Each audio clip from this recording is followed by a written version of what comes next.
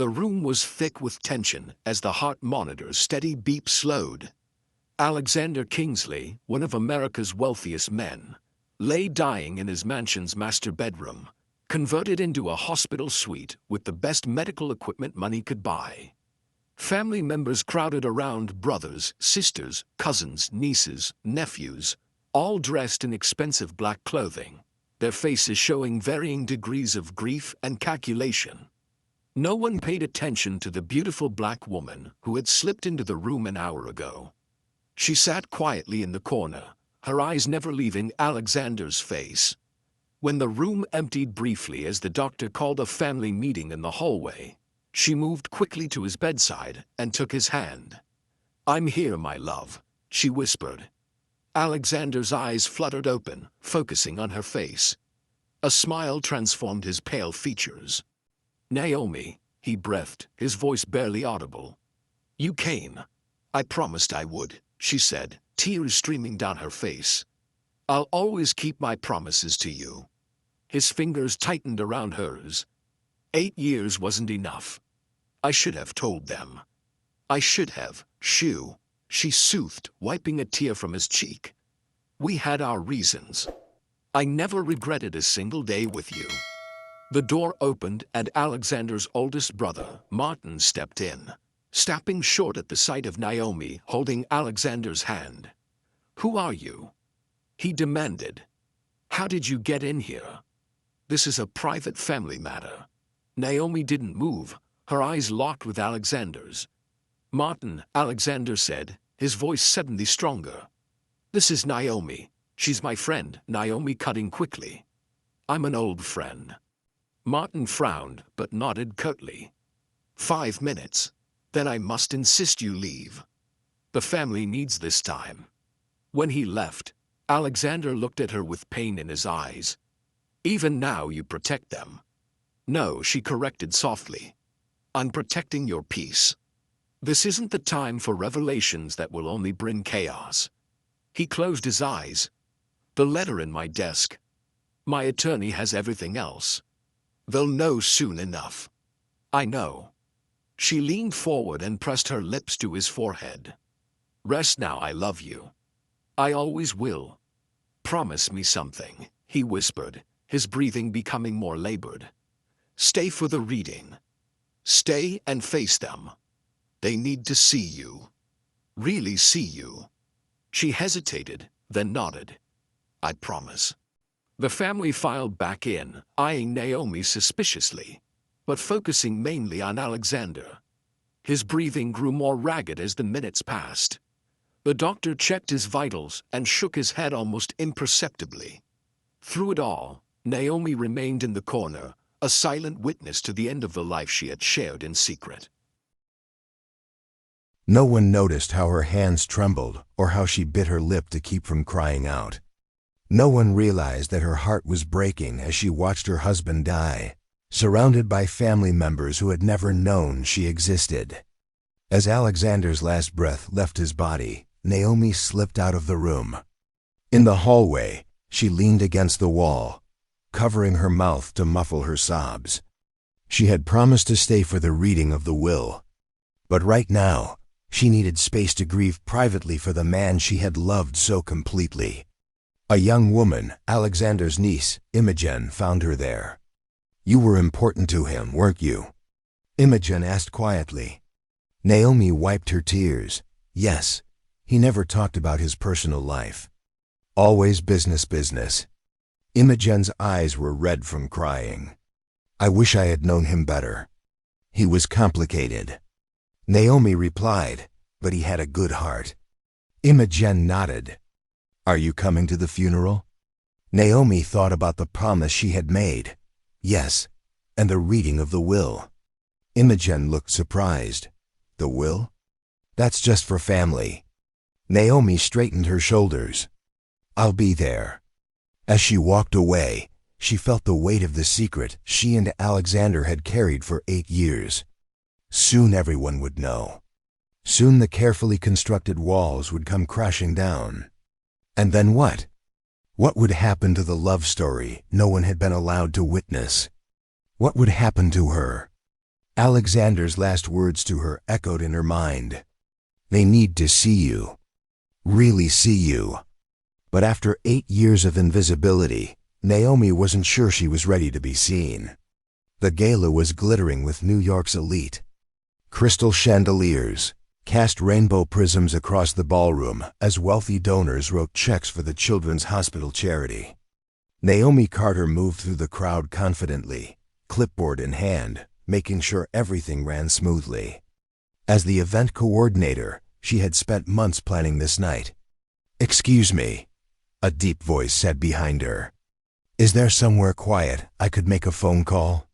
Naomi turned to find herself looking into the bluest eyes she'd ever seen. The man was tall with salt and pepper hair and a tailored tuxedo that screamed old money. "Of course, Mr. Kingsley," she said, recognizing the major donor immediately. "There's a library down the hall to the left. You look surprised." "You know who I am," she smiled. "It's my job to know everyone here tonight, especially someone who donated $1 million. And you are Naomi Carter. I organized this event." His eyes swept the room appreciatively. "Then I should be complimenting you. This is exceptionally well done." "Thank you." "The library?" She led him to a quiet room lined with bookshelves. He paused in the doorway. "Would you have dinner with me tomorrow night?" he asked abruptly. Naomi blinked. "Excuse me?" "Dinner with me. Tomorrow." He watched her closely. Alexander Kingsley, 45, never married, a ruthless billionaire. She'd done her homework on the big donors. "Why?" she asked. He laughed, then genuine, unexpected, and it softened his severe face. "Because you didn't pretend not to know who I am, and you weren't impressed by it. Because you are brilliant at your work. Because you're the most beautiful woman I've ever seen. I don't date clients," she said, steady. "The event ends tomorrow. You won't be my client after that." His eyes glittered. "Just dinner. If it's awful, you never have to see me again." She shouldn't. She really shouldn't. But his bluntness intrigued her. "Just dinner," she said. Just dinner became breakfast the next morning, then lunch the following day. Within a month, they were inseparable. Alexander's world was nothing like Naomi's. Private jets, seaside villas, chefs who came to their table. What surprised her most, though, was him. Behind closed doors, the hard-edged tycoon was thoughtful, funny, and unexpectedly vulnerable. "My family has expectations," he admitted one night as they lay together. "The Kingsley legacy goes back generations, old money, old ideas. Are you telling me they wouldn't approve of me?" she asked. He traced her cheek. "They wouldn't approve of anyone who threatens their tidy image of me. And you challenge everything because you're independent, outspoken, not from their world. And yes, because I'm black. That complicates them. So what does that mean for us?" she asked. He kissed her. "It means I have a choice to make. Them or you." 3 months later, he proposed with a simple emerald, the stone she loved. "I want to marry you," he said.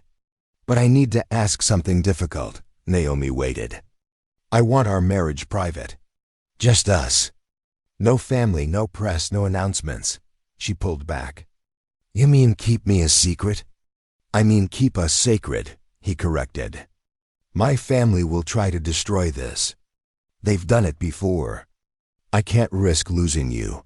So you want me hidden? Never to meet your family? What kind of life is that?" He took her hands. "A life where we write our own rules.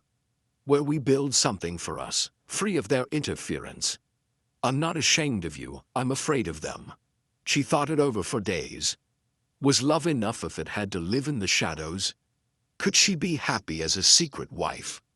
In the end, she said yes with conditions. 5 years, she told him. We keep it private for 5 years. Then we tell everyone no matter what.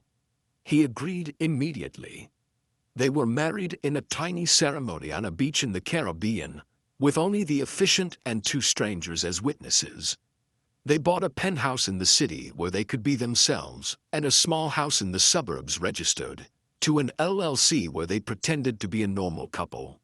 For 3 years it worked. They were blissfully happy in their bubble, safely away from the Kingsley family's judgment and interference.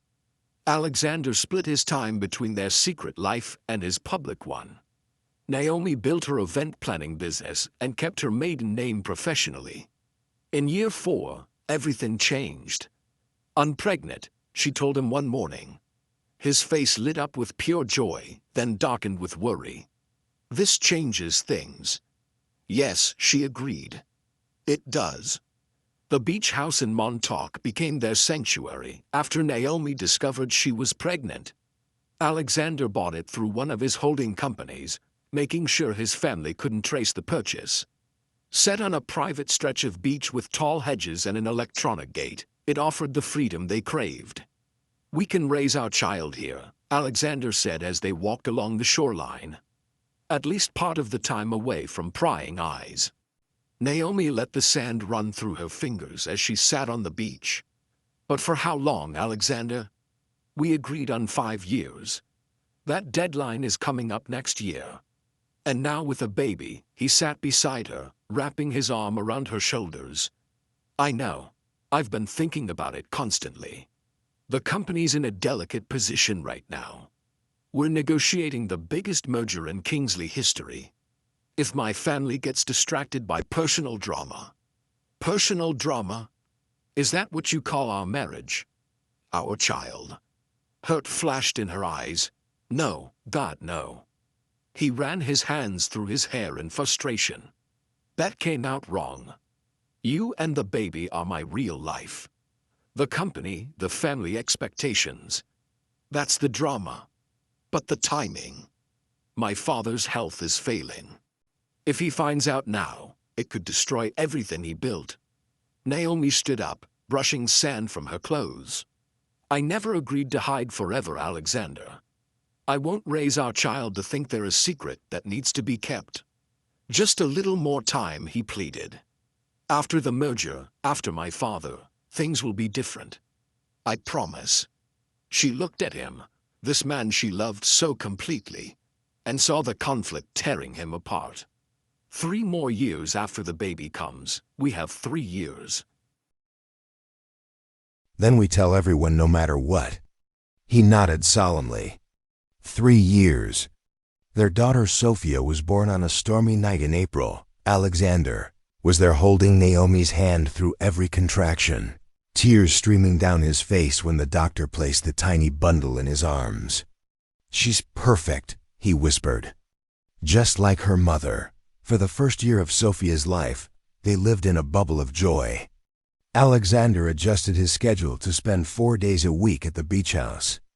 The other 3 he maintained his public image in the city, while Naomi and Sophia stayed in Montauk. It wasn't ideal, but they made it work. When Sophia turned 1, Alexander's father had a massive stroke. The family rallied around him, and Alexander was expected to be there constantly. Days away turned into weeks. "I'm so sorry," he told Naomi during a rare weekend visit. "Everything's falling apart at once. The merger's hit complications. Father's health is worse. And Martin is pushing for changes in the company that could undo decades of work." Naomi saw the toll it was taking on him. Dark circles under his eyes, weight loss, the constant ping of his phone with emergencies. "We'll get through this," she assured him. "Family comes first." He looked at her gratefully. "You and Sophia are my family. The rest, they're my responsibility." As the months passed, their time together grew shorter. Alexander's father lingered in a half-conscious state, neither recovering nor dying. The merger negotiations dragged on. And through it all, Alexander maintained his double life, torn between his secret family and his public obligations. On Sophia's 2nd birthday, he missed the small party Naomi had planned. The board meeting ran late, he explained over the phone. Then father had another crisis. "I can't get away tonight." She heard the exhaustion in his voice. "It's okay. We recorded everything. She won't remember anyway. But you will, he said quietly. I'm failing you both. You're doing your best in an impossible situation. Later that night, after putting Sophia to bed, Naomi sat on the deck overlooking the ocean. The deadline they'd agreed on was approaching, and she was starting to wonder if Alexander would ever be ready to reveal their existence to his family. A car pulled into the driveway, Alexander's Aston Martin. He rushed onto the deck and swept her into his arms. I couldn't miss her birthday completely, he said breathless. I can only stay an hour, but I had to see you both. She led him to Sophia's room where he stood watching their daughter sleep. She's so big, he whispered. I'm missing too much. Then stop missing it, Naomi said simply. Make a choice, Alexander. He turned to her, anguish clear on his face. I'm trying. The merger's almost complete. Father. He hesitated. The doctors say it could be another year or tomorrow. There's no way to know. And after that, will there be another reason, another crisis, another delay? No, he said firmly. I promise. 3 more months. That's when the merger will be finalized. Then I start transitioning out of day-to-day operations. I've already put the plan in motion. She wanted to believe him and your family. Once I'm not tied to the company, their opinion won't matter. We can live openly. He meant it. She could see it in his eyes. But she'd heard promises before. 3 months, she repeated. Then no more hiding. He kissed her deeply. No more hiding.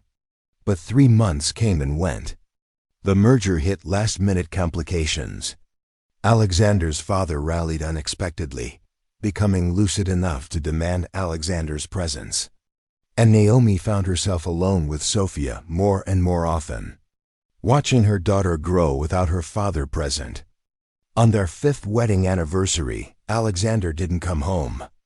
He called at midnight, apologetic and devastated. Martin cornered me at the office. He's suspicious about where I go when I'm not working.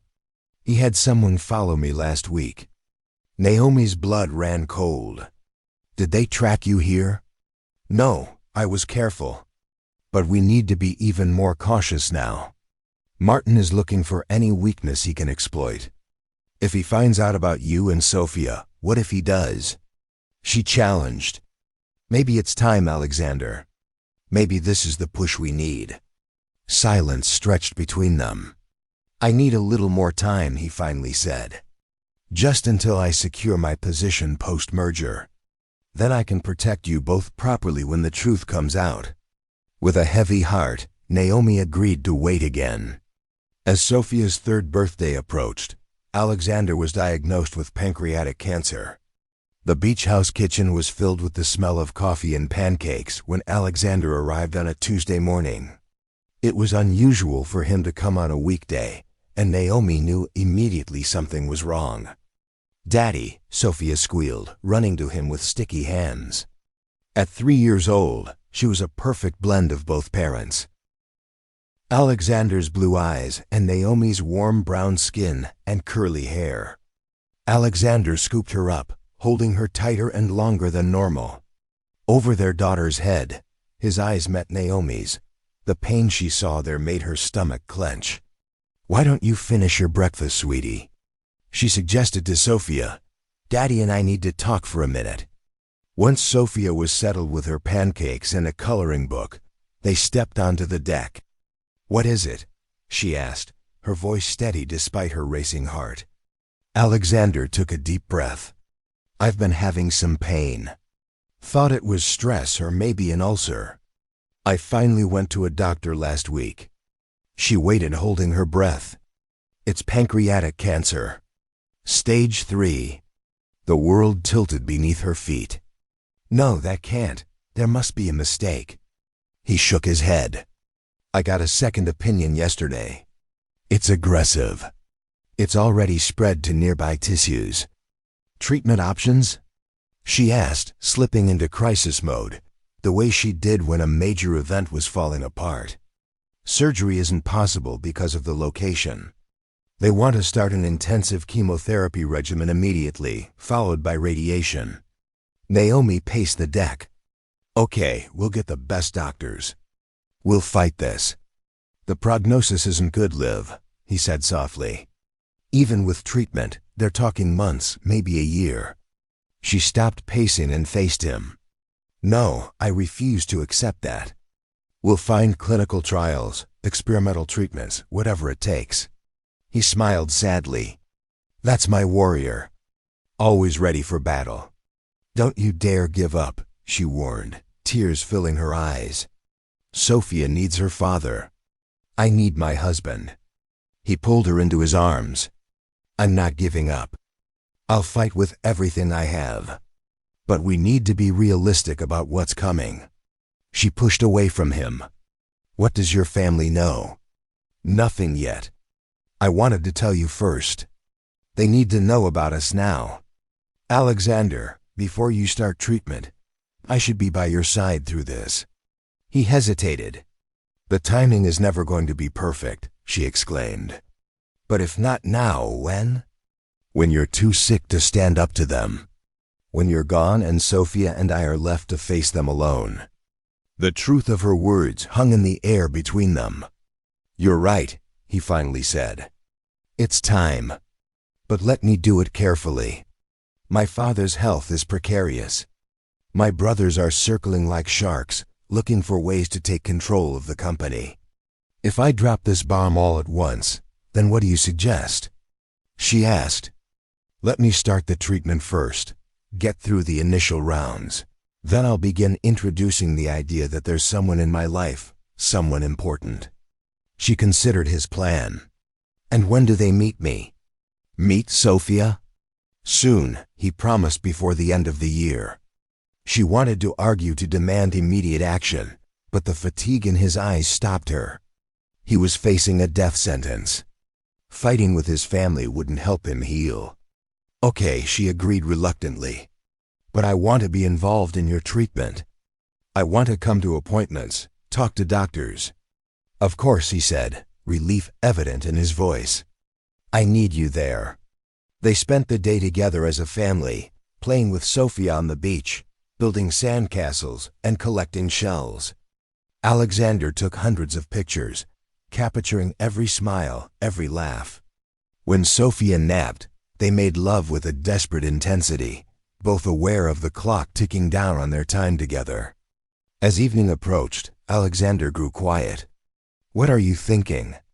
Naomi asked, running her fingers through his hair as they sat on the couch.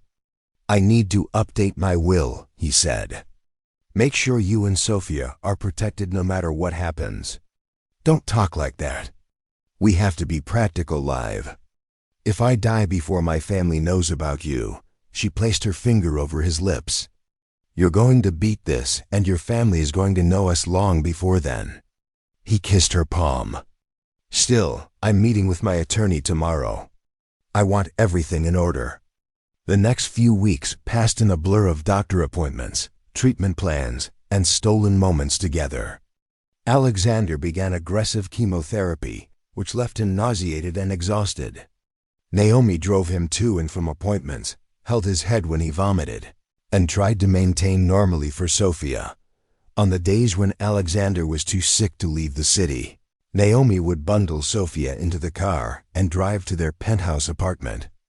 They created a routine where Sophia would play quietly while Daddy rested. Though only 3, she seemed to understand the gravity of the situation, her usual boisterous energy dimming in the presence of her father's illness. 2 months into treatment, Alexander's father suffered another stroke and died 3 days later. The funeral was a major society event covered by the press and attended by politicians, celebrities, and business titans. Alexander stood with his brothers and sisters playing the role of beautiful son while Naomi watched the coverage on television, an outsider to her husband's public life. After the funeral, Alexander's condition worsened. The cancer was not responding to treatment as hoped. Instead of introducing Naomi to his family as planned, he was now fighting for every day, every hour. I need more time, he told her during a rare good day when the pain medication was working and he could sit up and talk. This isn't how I wanted it to happen. Not with everything so chaotic. She sat beside him on their bed, holding his increasingly frail hand. I understand, but Sophia asks about you constantly when you're not here. She doesn't understand why her daddy is always sick, always away. He closed his eyes, tears leaking from the corners. Bring her tomorrow. I need to see her. You sure? You said your brother might stop by. I don't care anymore. If he meets her, so be it. But when the next day came, Alexander was too sick to see anyone. The new medication had caused a severe reaction, and he was back in the hospital. Naomi paced the waiting room, unable to go to his room for fear of running into his family. A nurse took pity on her. Are you a friend of Mr. Kingsley's? Naomi nodded, not trusting herself to speak. He's asking for you. His family just left for dinner. You have about an hour. She slipped into his room, heartbreaking at the sight of him, connected to so many machines. His once robust frame was skeletal now. His skin yellowed from liver involvement. Hey, beautiful, he whispered when he saw her. She kissed his forehead. Hey yourself, handsome, he tried to smile. Liar, how are you feeling? Like I'm running out of road. He gripped her hand with surprising strength. I need you to promise me something. Anything. If I don't make it, don't let them erase you. Don't let them pretend you and Sophia don't exist. A sob caught in her throat. Alexander, promise me the will is set. My attorney knows everything, but I need you to be strong. I need you to stand up to them. I promise, she whispered. But you're going to be fine. You'll tell them yourself. He shook his head slightly. We both know that's not true anymore. The new scans, it's everywhere now.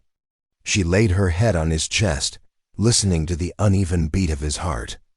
I love you. We'll get through this. But in her heart, she knew they wouldn't. Not together. The clock that had been ticking since his diagnosis was running out of time. Autumn leaves scattered across the lawn of the Kingsley mansion as Naomi pulled up to the imposing gates. She'd never been here before, had only seen pictures of the family estate in magazines and news articles. Now sitting in her car with her heart pounding, she wondered if she was making a terrible mistake. 4 months had passed since Alexander's diagnosis, and his condition was deteriorating rapidly. The experimental treatment they'd pinned their hopes on had failed. The cancer was winning, spreading through his body with ruthless efficiency. The doctors were now talking in terms of weeks, not months. Yesterday, Alexander had been moved from the hospital to his family home to live out his final days. He'd called Naomi, his voice barely a whisper. I need to see you, both of you. I can't die without holding you one more time.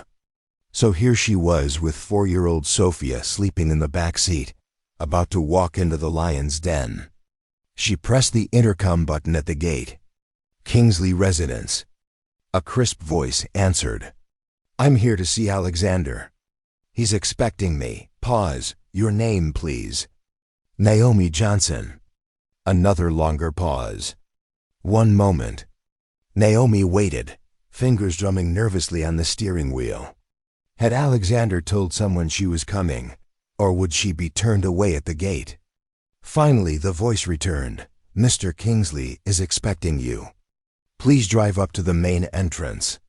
The gate swung open, and Naomi drove slowly up the winding driveway. The mansion loomed ahead, a sprawling stone structure that had housed generations of Kingsleys. She parked and gently woke Sophia. Are we going to see Daddy? The little girl asked sleepily. Yes, sweetheart, but remember what we talked about. Daddy is very sick, so we need to be quiet and gentle. Sophia nodded solemnly, clutching her favorite stuffed rabbit. A butler met them at the door, his expression carefully neutral. Mr. Kingsley is in the East Wing. If you'll follow me. They walked through opulent rooms filled with antiques and artwork. Naomi felt eyes on them as they passed doorways where conversations suddenly hushed. The Kingsley family watching the strangers in their midst. The butler stopped outside a door and knocked softly. A nurse opened it, looking surprised at the sight of Naomi and Sophia. "Mr. Kingsley is resting," she said. "Let them in," came Alexander's faint voice from inside. "Please." The room was large but dimly lit, the curtains drawn against the afternoon sun. Medical equipment surrounded the bed where Alexander lay, his once powerful frame now painfully thin. Naomi approached slowly, holding Sophia's hand. "Hey, we're here." Alexander's eyes opened, focusing with effort. When he saw them, his face transformed with joy. "You came, of course we did." She leaned down to kiss him gently. He turned to Sophia, who was hanging back, eyes wide at the sight of her father, so changed. "Come here, princess. Don't be scared." Naomi lifted Sophia onto the edge of the bed. The little girl reached out tentatively to touch her father's face. "Does it hurt, Daddy?" "Not when you're here," he said, his voice stronger than it had been in days. "I've missed you so much." "I drew you pictures," Sophia said, reaching into her small backpack. "Mommy said they would make you feel better." "They already have," he assured her as she spread crayon drawings across his blanket. For an hour, they existed in their own world. Alexander mustered his strength to listen to Sophia's stories, to ask about her preschool, to tell her how much he loved her. Naomi sat beside them, taking mental photographs of these precious moments. A knock at the door broke their bubble. Alexander's brother, Martin, entered without waiting for a response. "Alexander, the attorney, is here." He stopped short at the sight of Naomi and Sophia. Alexander didn't flinch. "Martin, this is Naomi, and this is Sophia." Martin looked at them with confusion, then back to his brother. "The attorney needs to discuss some paperwork with you privately. Anything he needs to say can be said in front of my wife and daughter." Alexander replied, each word deliberate. The silence that followed was deafening.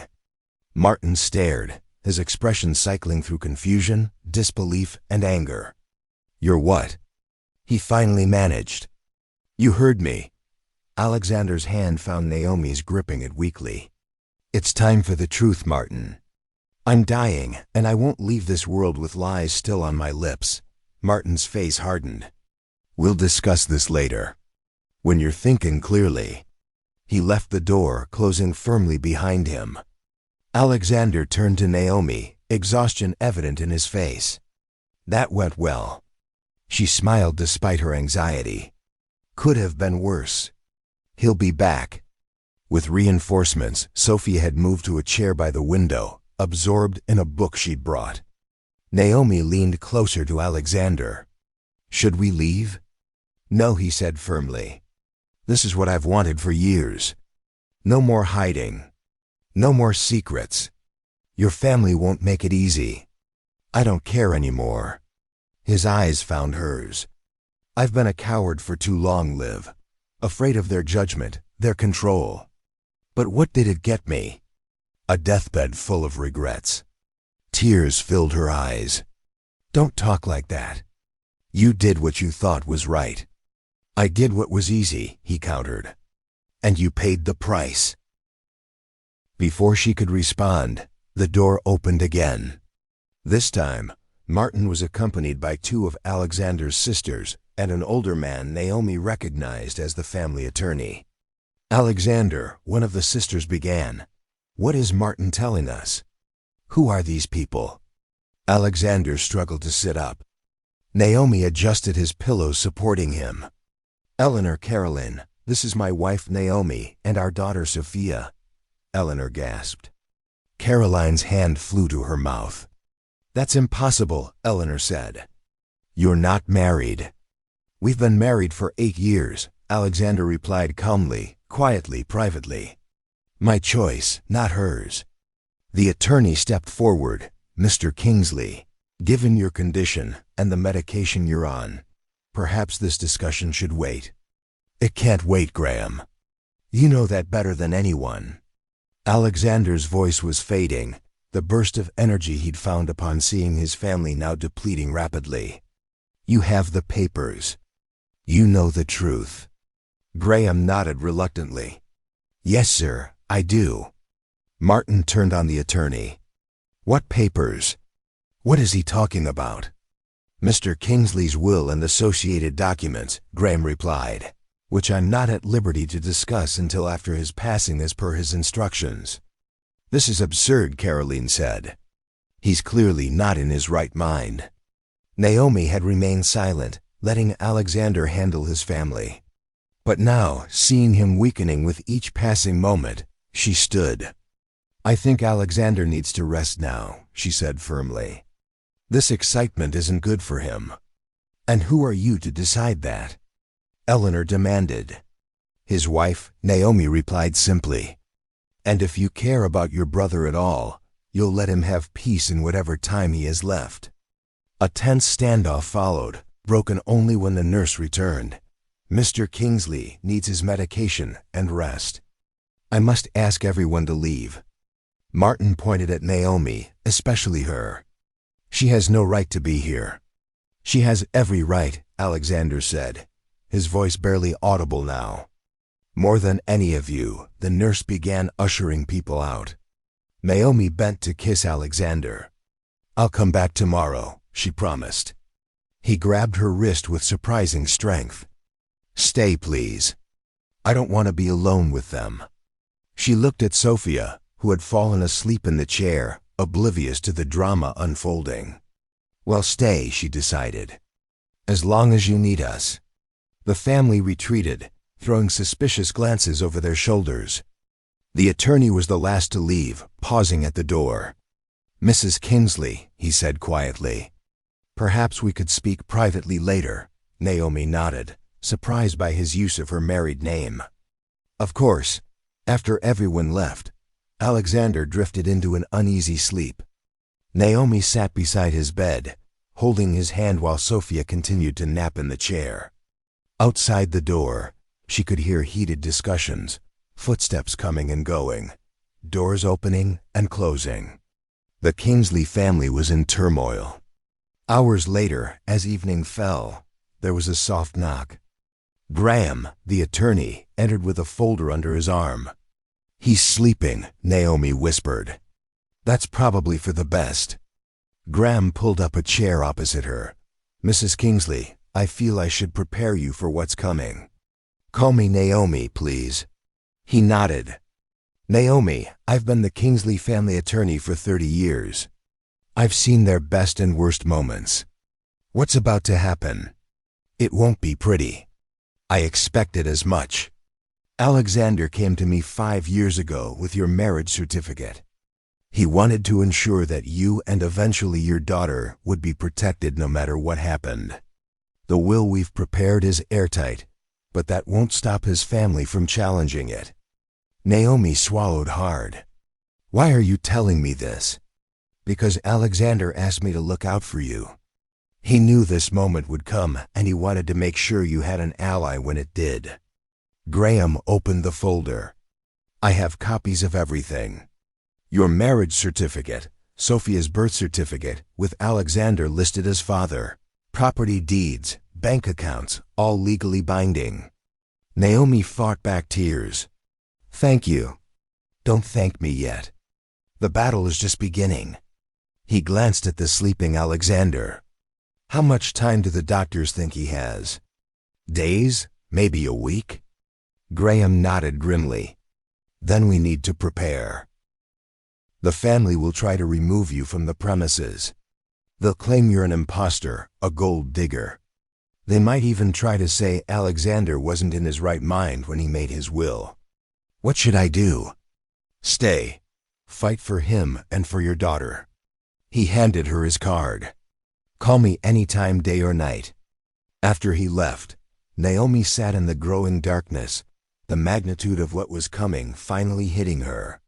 For 8 years she'd lived in the shadows of Alexander's life. Now she would have to step into the harsh light and face a family that had never known she existed. She looked at her sleeping daughter, then at her dying husband. They were worth fighting for. Whatever came next, she would face it for them. Dawn broke over the Kingsley estate, pale light filtering through the curtains. Naomi had spent the night in a chair beside Alexander's bed, drifting in and out of fitful sleep. Sophia had been moved to a small daybed in the corner of the room where she still slept peacefully. A soft knock at the door woke Naomi fully. The nurse entered with a tray of medication and a young woman Naomi recognized as Imogen Alexander's niece. "I brought breakfast," Imogen said hesitantly, holding a second tray. "I thought you might be hungry." Naomi straightened in her chair, surprised by the gesture. "Thank you." Imogen set the tray on a side table. "Is it true? Are you really his wife?" Naomi nodded. "For 8 years. Why didn't he tell us?" "That's a complicated story." Imogen's eyes drifted to Sophia, "And she's his daughter." "Yes, her name is Sophia. She's 4. Imogen approached the sleeping child, studying her face. "She has his eyes and his stubborn streak," Naomi added with a small smile. "The family is in chaos," Imogen said. Turning back to Naomi, "Uncle Martin is talking about having Alexander declared mentally incompetent. Aunt Eleanor is convinced you're some kind of con artist." "And what do you think?" Imogen considered the question. "I think Uncle Alexander always had secrets. He was different from the rest of them. Kinder less concerned with appearances. And I've never seen him look at anyone the way he looked at you yesterday." Alexander stirred, his eyes fluttering open. "Imogen," his niece moved to his bedside. "I'm here, Uncle Alexander." "Being nice to my girls?" he asked, his voice raspy. Imogen smiled. "Trying to be good.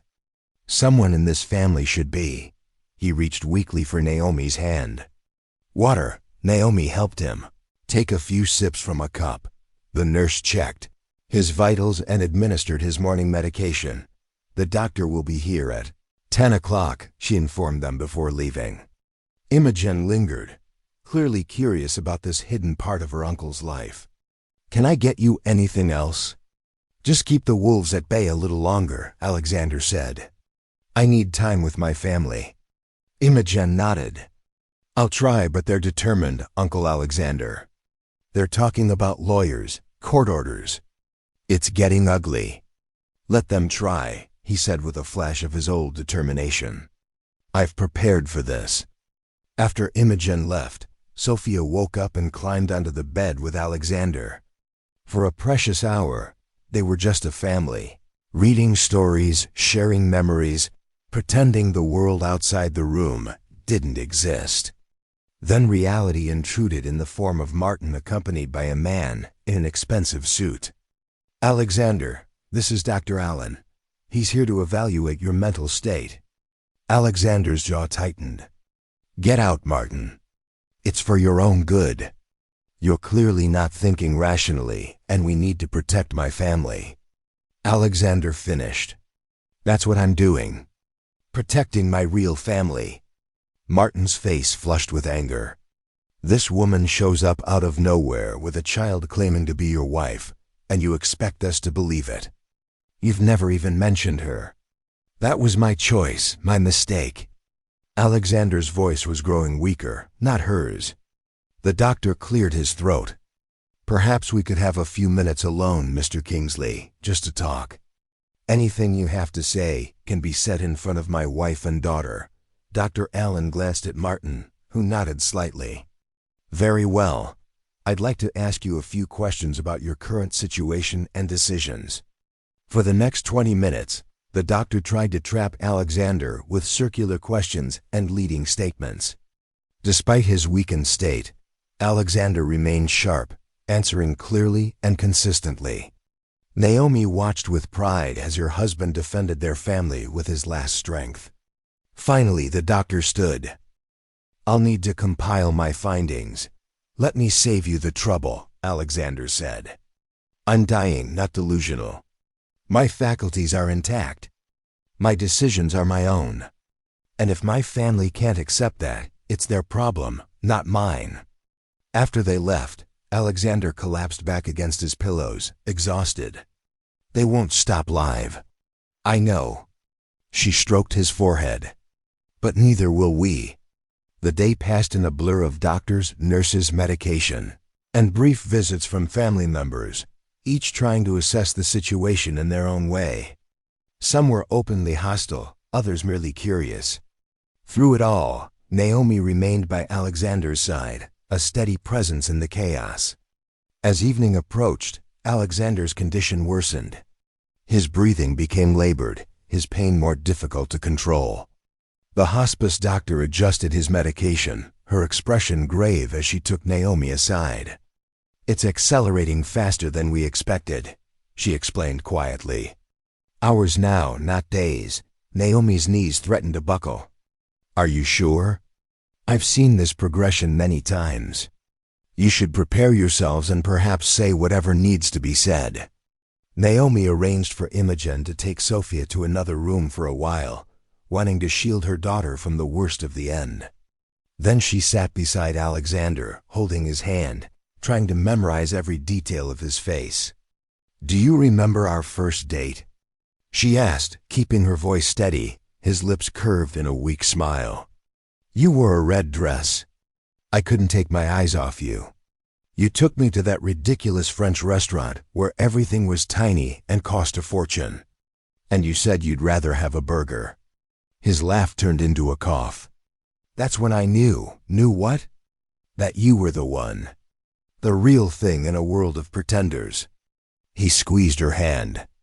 "I'm sorry, Liv, for all the hiding. For not being brave enough." "Don't." She leaned forward, pressing her forehead to his. "We had 8 beautiful years. We have Sophia, no regrets. Just one." His voice was fading. "That I won't see her grow up. That I won't grow old with you." Tears spilled down Naomi's cheeks. "I'll make sure she knows you every day. How much you loved her. How special you were. Promise me something else." His breathing was becoming more labored. "Don't let them push you away. Stand your ground. You and Sophia deserve everything. I promise." They sat in silence for a while, the beeping of machines marking the passage of time. Outside the door, they could hear the family gathering voices rising and falling in argument.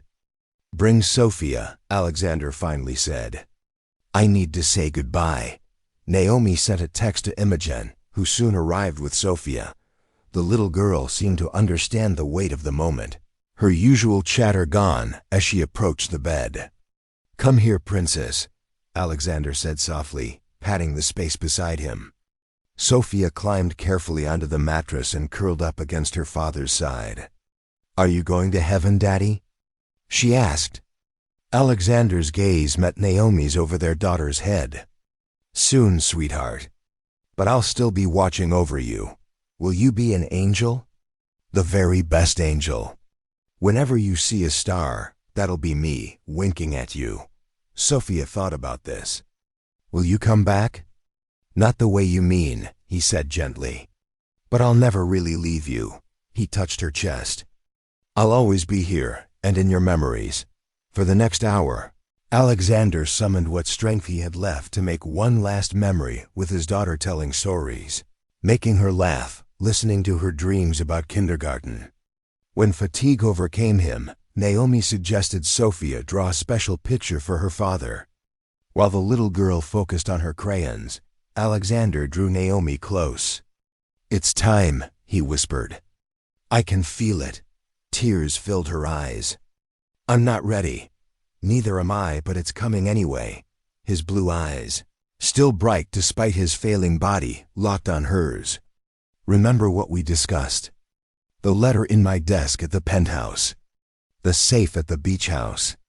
Graham has copies of everything." "I remember," she said, her voice shaking. "And live. Be happy again someday." "That's an order." Before she could answer, the door opened. Martin and Eleanor entered, followed by several family members. "We need to talk, Alexander," Martin said. Naomi rose to her feet. "Not now." Can't you see he's exhausted? This can't wait, Eleanor pressed. The family deserves answers. The only answer you need, Alexander said, his voice suddenly strong, is that I love my wife and daughter. The rest is in my will. Martin stepped closer. You can't possibly expect us to accept this. A secret wife? A child none of us ever knew about. It's absurd. Your acceptance isn't required, Martin. Only your obedience to my wishes. Eleanor's eyes turned to Naomi. How much is he paying you to play along with this charade? Anger surged through Alexander, giving him strength to push himself up. Eleanor, that's enough. No, it isn't, she snapped. You bring strangers into our home, call them family, and demand we welcome them. After shutting us out your whole life, suddenly we're meant to embrace your wife and child. How do we even know she's yours? Sophia looked up from her drawing, her lip trembling at the harsh voices. Naomi rushed to her side, protective fury rising. Don't you dare upset my child. Whatever issues you have with me or with Alexander, leave her out of it. The confrontation might have escalated further, but at that moment, Alexander made a strange gurgling sound. All eyes turned to him as his body spasmed once, then went still. Alexander. Naomi rushed to his side. The heart monitor flatlined, its steady beep becoming a continuous tone. The nurse ran in, quickly assessed the situation, and pressed the emergency call button. Everyone out, she ordered. Now. The family backed away, shocking anger on their faces. Naomi stood frozen, one hand on Alexander's chest, the other reaching back for Sophia, who had begun to cry. Daddy! The little girl wailed. Daddy, wake up! The medical team arrived, but it was already clear. Alexander Kingsley was gone. In the chaos that followed, the doctor's official pronouncement, the nurse's compassionate explanations, the funeral home being called, Naomi held Sophia close, both of them crying as the reality sank in. Through her tears, she became aware of the family watching from the doorway. Their expressions ranged from stunned grief to calculating speculation. Only Imogen showed genuine compassion, stepping forward to place a hand on Naomi's shoulder. I'm so sorry, she said softly. Martin cleared his throat. The funeral arrangements will be handled by the family. We'll be in touch about other matters. Naomi looked up, wiping tears from her face. We'll be staying here tonight, Sophia, and I need time to say goodbye. That won't be necessary, Eleanor said coldly. This is a family. We are family, Naomi interrupted, her voice steady despite her breaking heart. And we're staying. For a moment, it seemed Martin would argue. Then, perhaps aware of how it would appear to forcibly remove a grieving widow and child, he nodded stiffly. One night, we'll discuss next steps in the morning. After they left, Imogen helped Naomi prepare Sophia for bed. The exhausted child finally fell asleep, clutching her stuffed rabbit and the last drawing she'd made for her father. Thank you, Naomi said to Imogen. For your kindness. He loved you, Imogen replied simply. That's enough for me. Left alone with her thoughts, Naomi returned to Alexander's bedside. His body had been prepared for removal to the funeral home in the morning. But for now, she had these final moments with him.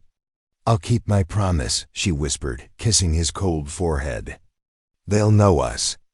They'll see us. And Sophia will have everything you wanted for her. Outside the window, stars dotted the night sky. One seemed to shine particularly bright. Naomi smiled through her tears. Alexander was winking at them already. The morning after Alexander's death dawned gray and rainy, matching Naomi's mood perfectly. She'd barely slept, spending most of the night watching over Sophia and planning their next steps. She knew the battle was just beginning. A knock at the door revealed Graham, the attorney, looking solemn in a dark suit. I came as soon as I heard, he said. My condolences. Thank you. Naomi glanced at Sophia, still sleeping. Can we talk in the hallway? Outside the room, Graham lowered his voice. The family has called an emergency meeting for this afternoon. They want to discuss funeral arrangements and other matters, by which I assume they mean you and Sophia.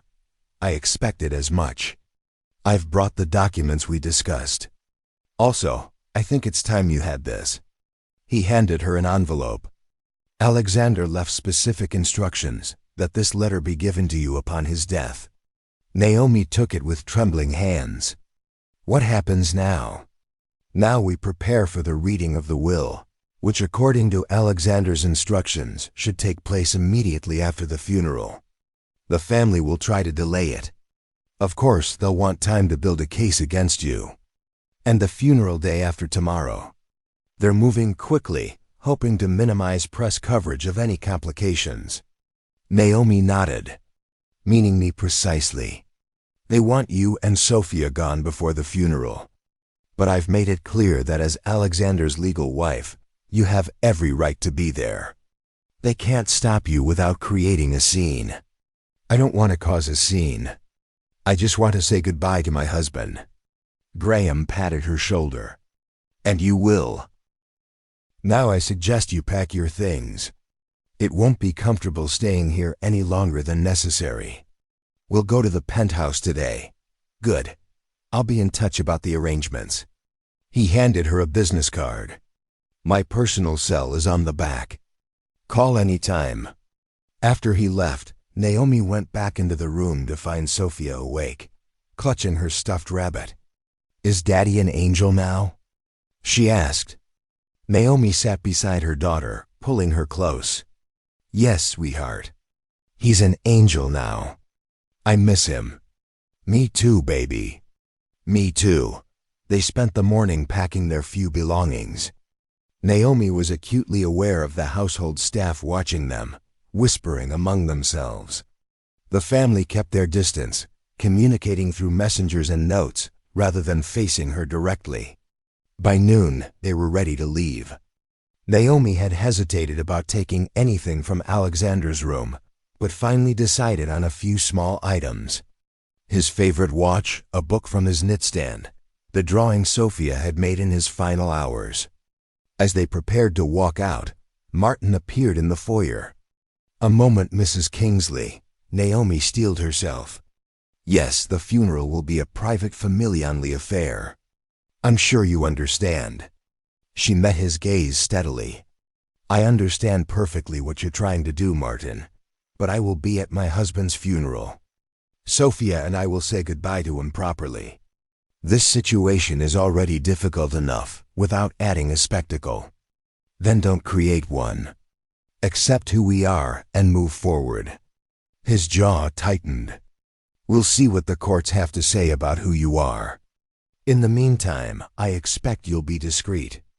I've been discreet for 8 years. That ends now. Before he could respond, she took Sophia's hand and walked past him out of the house that had never welcomed them. At the penthouse, Naomi tucked Sophia in for a nap, then finally opened Alexander's letter. His familiar handwriting brought fresh tears to her eyes. My dearest Naomi, if you're reading this, I've left you alone to face what I was too cowardly to confront in life. I'm sorry for that. Sorrier than you can imagine. But I'm not sorry for a single moment of our life together. You and Sophia were my real world. Everything else was just shadows. By now, my family is circling, looking for ways to erase you from my life. Don't let them fight with everything you have. The will is airtight. Graham has all the documentation. The letter in my desk contains everything you need to know. Accounts, passwords, properties, investments. There's a safe at the beach house with cash and other essentials in case things get complicated. I should have introduced you to the world years ago. I should have stood proudly with you and Sophia and let everyone see the man you helped me become. That's my greatest regret. But regrets don't matter now. What matters is the future. Your future and Sophia's. I've set things up to protect you both, to give you everything you deserve. It won't be easy. The family will fight, but you're stronger than all of them combined. Remember our first anniversary? You said something I never forgot. Love isn't what you say, it's what you do. I hope that in the end, what I've done proves how much I loved you both. Live well, my darling. Be happy. And when Sophia looks up at the stars, remind her that I'm looking back. All my love always, Alexander. Naomi pressed the letter to her heart, allowing herself a few moments of pure grief before carefully folding it and putting it away. Then she found the key to Alexander's home office and opened his desk. Inside was another envelope just as he described, containing a detailed accounting of their financial situation. The numbers made her breath catch. Alexander had always been generous, but she'd had no idea of the full extent of his wealth or how much of it he'd put in her name over the years. There were accounts she didn't know existed. Properties in several countries, investment portfolios, trust funds for Sophia. Everything meticulously documented and legally arranged to be irrefutable. Her phone rang. Graham calling to confirm the funeral details. 2 days from now, 10 a.m. at St. Patrick's Cathedral. He told her private service, then burial at the family plot in Westchester. The reading of the will is scheduled for 3 p.m. at my office. Will there be press?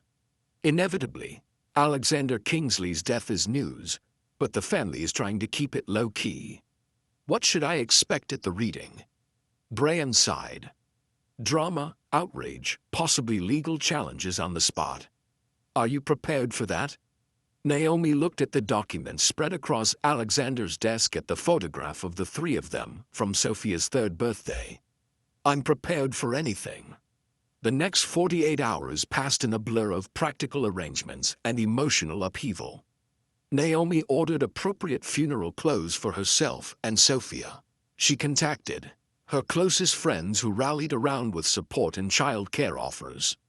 She read and reread Alexander's financial documents, making sure she understood everything. And through it all, she grieved in quiet moments when Sophia was asleep, in sudden waves that hit without warning, in dreams where Alexander was still alive and well.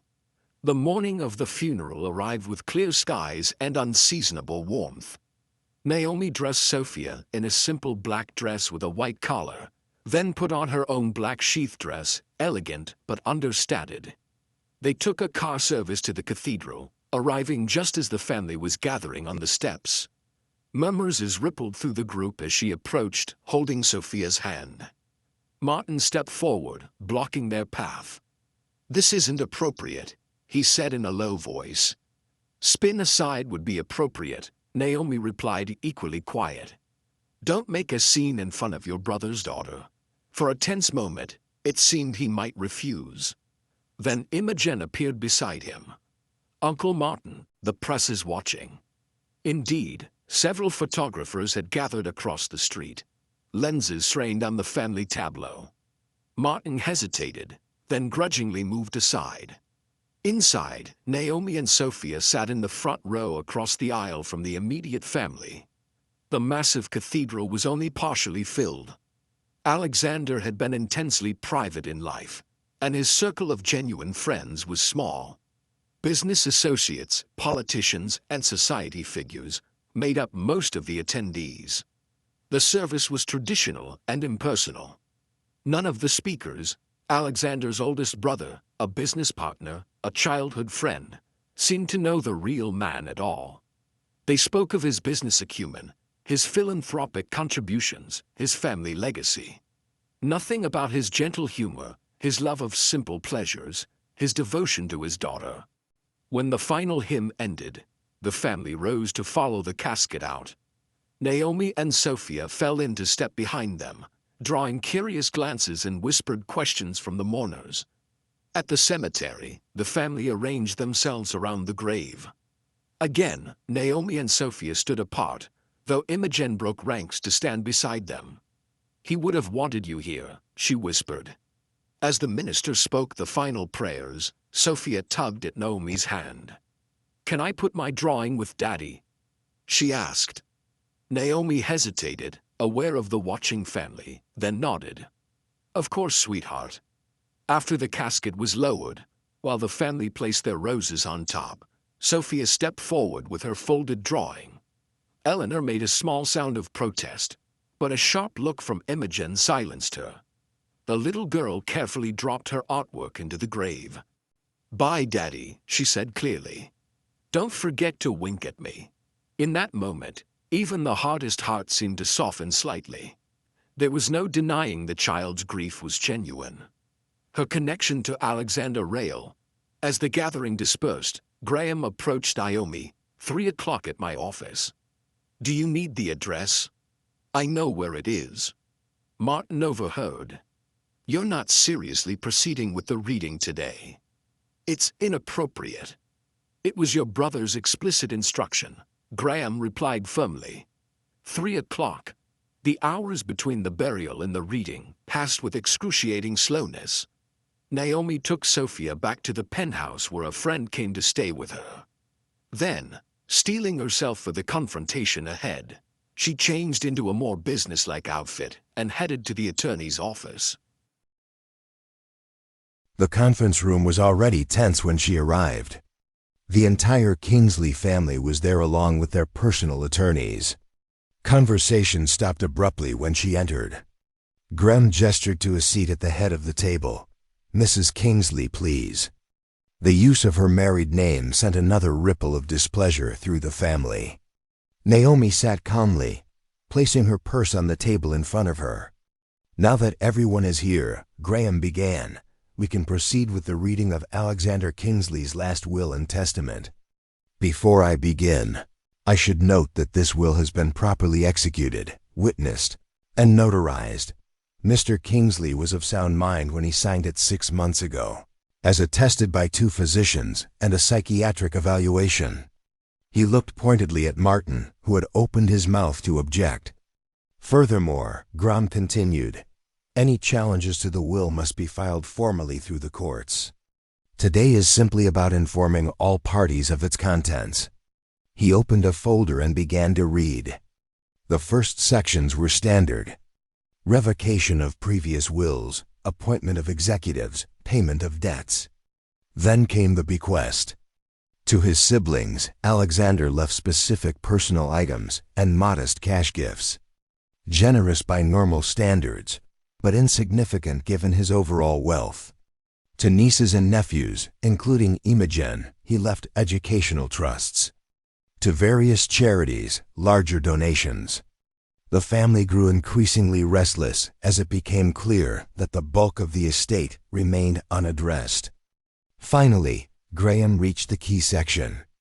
"To my beloved wife, Naomi Carter Kingsley, I leave the remainder of my estate, including but not limited to our homes in New York City, Malta, Aspen, and Paris, my personal investment portfolio, my art collection, my ownership stakes in non-Kingsley family businesses, and all other assets not specifically designated elsewhere." A shocked silence fell over the room, followed by an explosion of voices. "This is outrageous. She can't possibly will contest this immediately." Graham raised his hand. "There's more." When quiet reluctantly returned, he continued, "To my precious daughter, Sophia Isabel Kingsley, I establish a trust to be administered by her mother until she reaches the age of 25, at which time she will have full control. This trust includes my shares in Kingsley Industries and all associated companies." This revelation caused even greater uproar. Martin slammed his fist on the table. "This is completely unacceptable. Kingsley Industries has been family-controlled for generations. You can't possibly allow this stranger to have voting shares." Graham remained unruffled. "The shares transferred to Sophia's trust. Until she's of age, the voting rights will be exercised by the trustee, Naomi." Eleanor turned to her attorney. "We're contesting this immediately." "All of it? On what grounds?" Graham asked mildly. "Mr. Kingsley was legally married to Naomi. Sophia is their legitimate child. Medical evaluations confirm he was of sound mind when the will was executed. There are no grounds for contest that would stand up in court." "Well, see about that," Martin growled. "One final section," Graham said, ignoring the threat. Alexander included a personal message to be read at this time. He turned a page and began to read Alexander's words. To my family, I know this comes as a shock. I regret the secrecy that has characterized the happiest part of my life. That secrecy was my choice, not Naomi's. She wanted openness. I chose hiding. I was afraid of exactly the scene that is probably unfolding as this is read. Anger, rejection, threats. Graham paused as several family members shifted uncomfortably, but I was wrong to hide. Naomi and Sophia are my family. My real family built on love and choice rather than obligation and tradition. They deserve everything I can give them and more. They deserve to be acknowledged in life, not just in death. To Naomi, stand your ground. You've earned this place. Don't let anyone tell you otherwise. To Sophia, I'm sorry I won't see you grow up. Know that you were the light of my life. Everything I built for you. And to all of you, I hope someday you'll see what I saw. That family is about love, not bloodlines. That Naomi and Sophia deserve your respect and acceptance. That the Kingsley legacy is not just about money and power, but about doing what's right. That's all. Graham finished closing the folder. For a moment, no one spoke. Then Martin stood. We'll be filing a formal contest first thing tomorrow. Don't get comfortable, Mrs. Kingsley. This isn't over. Naomi rose to face him. I never thought it would be, Martin. But Alexander prepared for this moment for years. Every document is in order. Every ad dotted, every T crossed. You'll waste a lot of money and time trying to what can't be undone. We'll see about that. Eleanor snapped. Yes, we will. Naomi gathered her purse. In the meantime, I suggest you all take some time to reflect on Alexander's final message. He wanted peace, not war. As she turned to leave, Imogen stopped her. I meant what I said earlier. You would have wanted you there today, and he would be proud of how you're handling this. Naomi squeezed the young woman's hand gratefully. Thank you, Imogen. That means more than you know. She walked out with her head high, feeling Alexander's presence beside her, guiding her steps. The battle was just beginning, but for the first time since his death, Naomi felt certain of victory. Not just for herself, but for the man who had loved her enough to secure her future, even when he couldn't secure a place for her in his present. The lobby of the Kingsley Industries headquarters buzzed with activity as Naomi stepped through the revolving doors. 2 weeks had passed since the reading of the will, and as predicted, the family had launched an all-out legal battle to contest it. But today wasn't about legal maneuvers. Today was about something more important. The security guard at the desk looked up questioningly. Can I help you, ma'am? I'm here to see Lydia Chan, head of PR, Naomi said. I believe she's expecting me. A quick phone call confirmed her appointment, and soon she was being escorted to the executive floor. The curious glances of employees followed her progress. Word had spread quickly about Alexander Kingsley's secret wife, igniting a firestorm of gossip and speculation. Lydia Chan, a sleek, efficient woman in her 40s, greeted Naomi with professional warmth. Mrs. Kingsley, thank you for coming. I appreciate your willingness to meet here rather than neutral ground. This company was important to my husband, Naomi replied. I see no reason to avoid it. Lydia led her to a conference room where 2 other people waited. The company's general counsel and a man Naomi recognized as the head of digital communications. As we discussed on the phone, Lydia began, the press inquiries are becoming overwhelming. We need a unified approach. The general counsel, Daniel Frost, cleared his throat.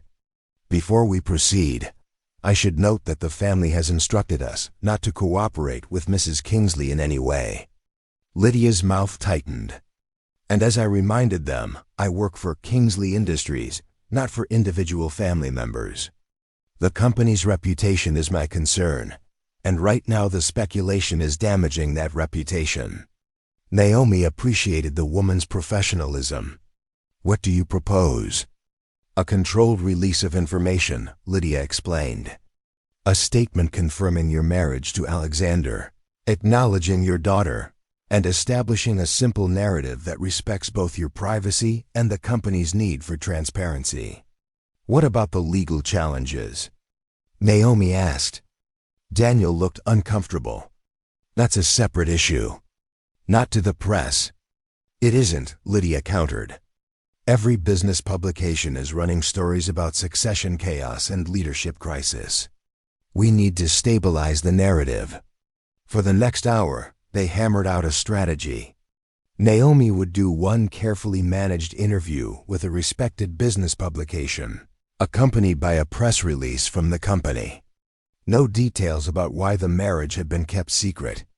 No mudslinging against the family, just the facts presented with dignity. As they wrapped up, Lydia walked Naomi to the elevator. He talked about you, you know. Naomi looked at her in surprise. Alexander, Lydia nodded. Not by name, but sometimes late at night when we were working on a crisis, he'd mention having someone who kept him grounded. Someone who saw the real him, not the CEO. I always wondered who that person was. He kept his worlds very separate, Naomi said softly. Too separate, maybe. Lydia pressed the elevator button. For what it's worth, I think he would approve of how you're handling this. With grace, but also with strength. Thank you. As the elevator doors opened, Lydia added, one more thing. Imogen has been asking to meet with you. Off the record, away from the family, Naomi considered this. Tell her to call me directly. Back at the penthouse, Naomi found Sophia and her nanny back from their trip to the park. The little girl ran to her, arms outstretched. Mommy, we saw ducks. Naomi scooped her up. Did you? That sounds exciting. And Imogen gave me ice cream. Naomi froze. Imogen? Imogen was at the park. The nanny looked apologetic. She approached us near the playground. I wasn't sure what to do, but she was so nice. She just wanted to say hello to Sophia. I stayed right with them the whole time. Naomi set Sophia down. It's okay. Imogen is a friend, but next time please call me first. After Sophia went down for her nap, Naomi's phone rang. An unknown number. Hello, it's Imogen. I hope you don't mind that I got your number and that I saw Sophia today. Naomi sat on the edge of the couch. I don't mind. Sophia seemed happy to meet you. She's amazing. So much like Alexander. Imogen paused. I wanted to talk to you about the family meeting tomorrow. What family meeting? They didn't tell you. Of course they didn't. Imogen sounded disgusted.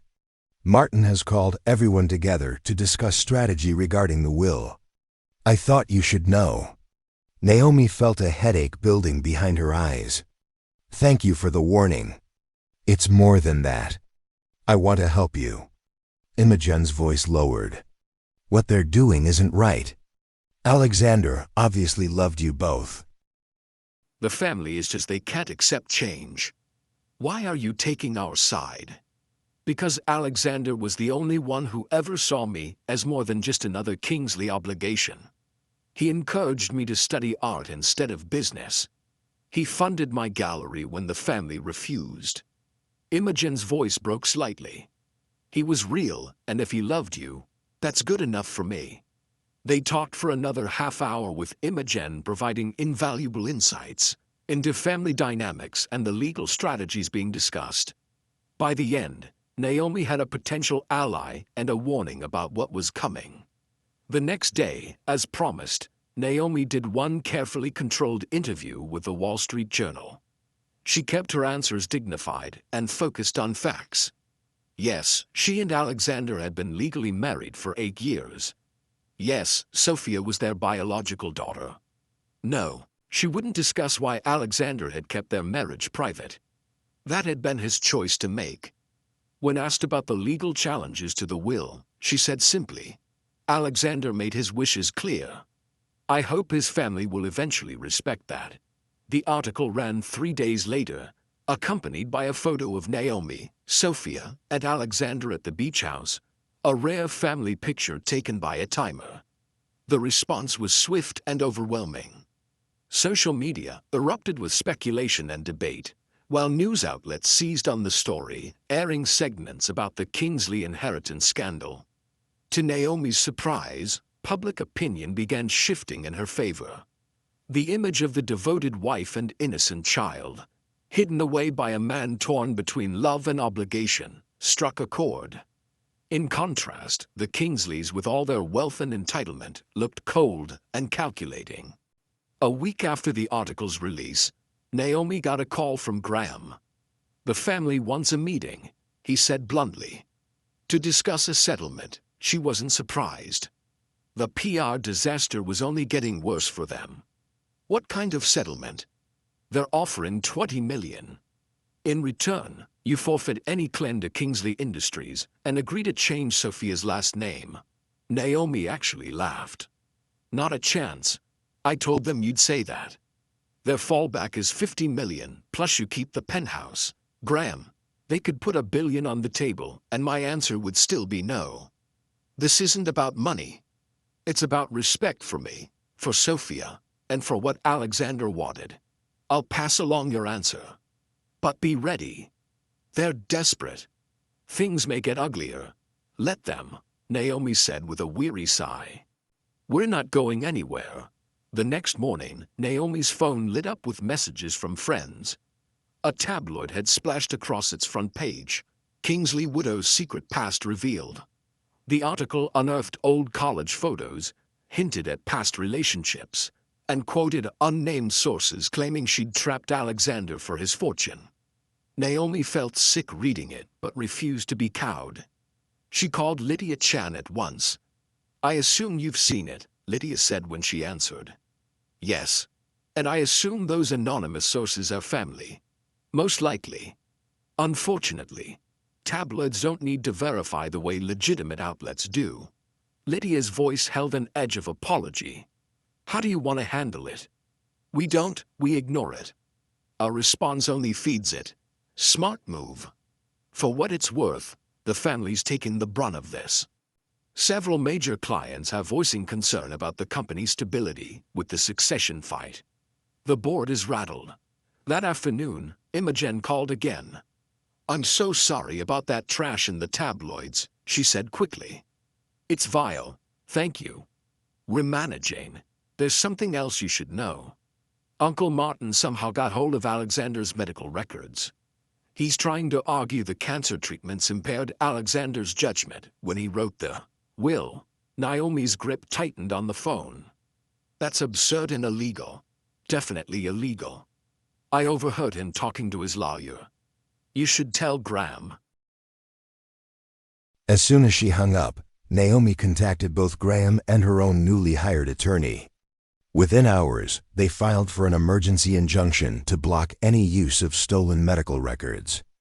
The judge granted it the next day, ordering Martin to explain how he obtained them.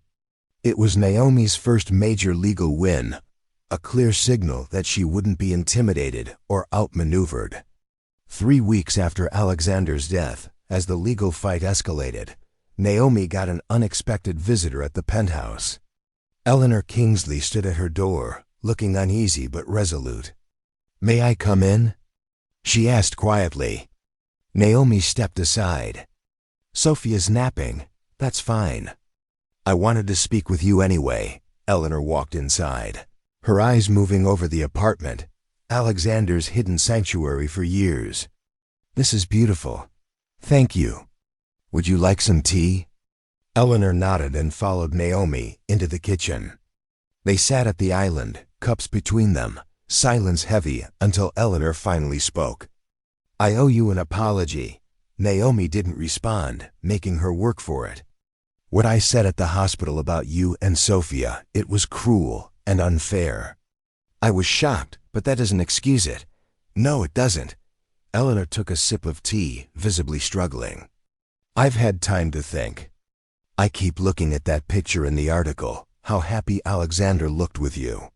He was happy. That's the truth. And I can't remember the last time I saw him like that with us. He was always guarded, formal, like he was performing. Naomi's expression softened a fraction. He felt trapped by expectations. I'm beginning to see that, Eleanor reached into her purse and set a small photo album on the counter. I found this in his office at the mansion, hidden in a false bottom of his desk drawer. She slid it across to Naomi, who opened it with trembling fingers. Inside were photos she'd never seen before, pictures Alexander had secretly kept of their life together. Sophia as a newborn, Naomi sleeping with their daughter on her chest, the three of them at the beach at Christmas on Sophia's birthdays. He kept us with him, Naomi whispered, tears filling her eyes. Eleanor nodded. He loved you. That's obvious from these. And from the way he arranged everything to protect you both. Then why are you fighting us so hard? Because it's what Kingsleys do. Eleanor looked tired suddenly. We fight to protect what's ours. It's how we were raised. But I'm starting to wonder if what we're protecting is worth the cost. She stood, smoothing her skirt. I haven't told Martin or the others that I came. They wouldn't understand. Not yet. But I wanted you to know that at least one of us is questioning the path we're on. As she headed for the door, she paused. When Sophia wakes up, would you tell her that her Aunt Eleanor said hello? It was a small gesture, but a significant one. The first acknowledgement of family ties. I will, Naomi promised. After Eleanor left, Naomi called Imogen to tell her about the visit. Aunt Eleanor? Imogen sounded shocked. I never would have expected her to be the first to break ranks. People can surprise you. This could change things. If Eleanor starts wavering, others might follow. That evening, as Naomi was giving Sophia a bath, her phone rang with an unfamiliar number. She almost didn't answer, wary of reporters who had somehow obtained her private contact information, but something made her pick up. Mrs. Kingsley, a man's voice said. You don't know me, but I worked with your husband for 15 years. I was his personal assistant. Naomi sat on the edge of the bathtub. Peter Alexander mentioned you often. He talked about me. The man sounded surprised. I didn't think he discussed his work with anyone outside the office. You were an exception. He trusted you completely. Peter cleared his throat. That means a lot to hear. Listen, the reason I'm calling, there's something you should know. Something that might help with what you're going through now. Naomi listened as Peter explained. 4 years earlier, when Sophia was just a baby, Alexander had recorded a video. He'd asked Peter to keep it in a secure location with instructions to deliver it to Naomi if anything ever happened to him. But with the chaos following Alexander's death and the family's immediate takeover of his office, Peter hadn't been able to access it until now. I can bring it to you tomorrow, he offered. Please, Naomi said, and Peter, thank you for honoring his wishes. After hanging up, she sat for a long moment, wondering what message Alexander had left for her and why he had felt the need to create such a backup plan. Was it something personal meant just for her? Or was it something more, something that could change everything? The package Peter delivered the next morning was small. Just a USB drive in a sealed envelope with Naomi's name written in Alexander's distinctive handwriting. She thanked Alexander's former assistant profusely, noting how emotional he seemed about the task. He was more than just a boss to you, wasn't he? She asked gently. Peter nodded. 20 years together through everything. He was family. He hesitated. Mrs. Kingsley, I want you to know that he talked about you. Not by name, not in detail, but I knew there was someone special in his life. Someone who made him happier than I'd ever seen him. That means a lot, Peter. Thank you. After he left, Naomi stared at the small drive in her palm. What had Alexander felt so compelled to record? What message had been so important that he'd created this backup? This insurance policy against a future he feared might come to pass. With Sophia at preschool for the morning, Naomi had privacy. She plugged the drive into her laptop and opened the single video file it contained. Alexander's face filled the screen, healthy and vital, recorded long before the cancer had begun its ravages. "Naomi," he began, his blue eyes looking directly into the camera. "If you're watching this, something has happened to me, and I never found the courage to do what I should have done years ago. I'm sorry for that. More sorry than you can ever know." He shifted in his seat. She recognized the background as his private office in the penthouse. "I'm recording this message as insurance. Insurance you and Sophia will be protected no matter what happens.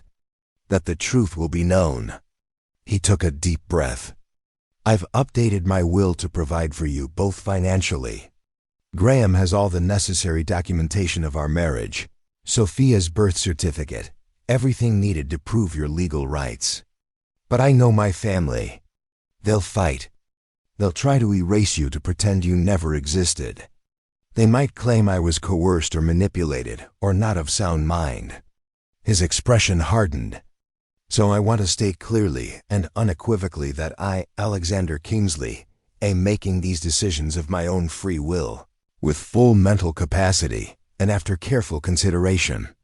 I love my wife, Naomi Carter Kingsley, and our daughter, Sophia Isabel Kingsley. They are my family, my real family, and I want them to have everything I can provide." He paused, running a hand through his hair in a gesture so familiar it made Naomi's heart ache. "But this video isn't just about legal protection. It's about the truth. The truth of why I kept our marriage secret." He looked down briefly, then back at the camera with determination. "The Kingsley family has a long history of controlling its members through financial pressure. When I was 20, I fell in love with a woman my family didn't approve of. When I refused to end the relationship, my father threatened to cut me off, to take away my position in the company, my inheritance, everything. I was young and ambitious. I gave in." Naomi flinched. Alexander had mentioned a previous relationship, but never in such specific terms. 10 years later, my brother Martin faced a similar situation.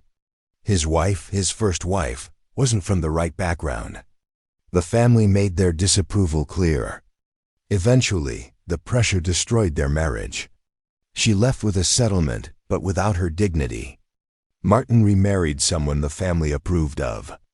Alexander's jaw tightened. "When I met you, Naomi, I knew immediately how my family would react. Not just because you're black, though that would certainly have been an issue for some of them, but because you're independent, strong-willed, unwilling to conform to their narrow expectations. I knew they would try to destroy what we had." He leaned closer to the camera. "So I made a choice, a selfish choice looking back now. I chose secrecy over confrontation. I told myself I was protecting you in our relationship.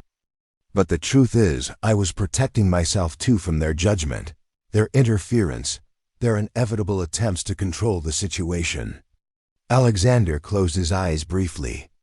"I convinced myself it was temporary. Just until the right moment. Just until my father's health improved.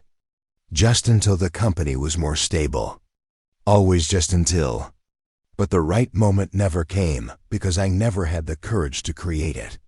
He opened his eyes, which now glistened with unshed tears. "I'm ashamed of that now. You deserved better. You deserved to be acknowledged, celebrated, introduced to the world as my wife.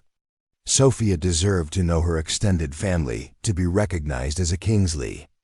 Instead, I kept you both in the shadows because it was easier than fighting." His voice grew stronger. "But I don't want to be that man anymore. I'm recording this as a promise to you, to Sophia, to myself. Within the next year, I will tell my family the truth. I will introduce you properly. I will stop living this divided life." You smiled sadly.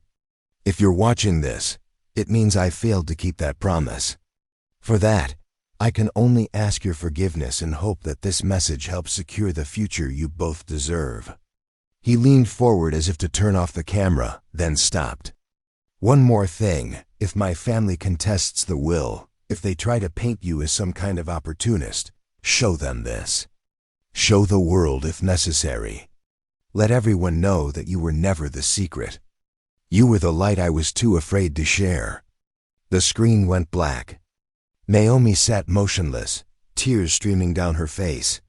It was as if Alexander had reached across time and death to speak directly to her heart, to acknowledge his failings, to reaffirm his love, to give her one final gift.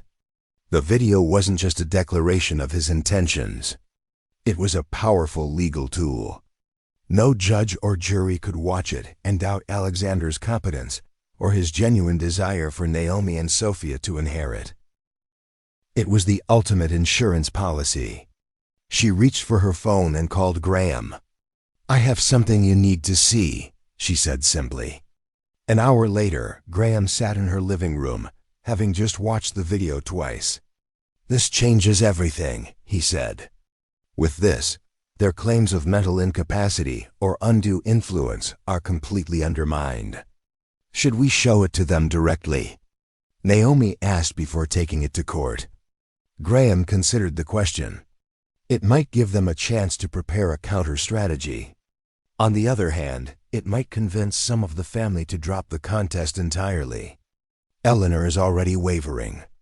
Naomi told him about the surprise visit.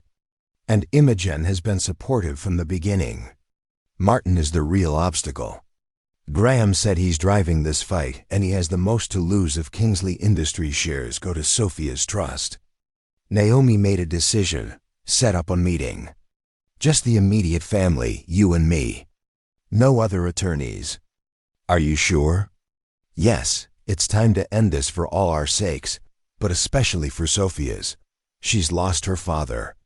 She shouldn't lose her father's family, too." The meeting was arranged for the following evening at Graham's office. Neutral territory.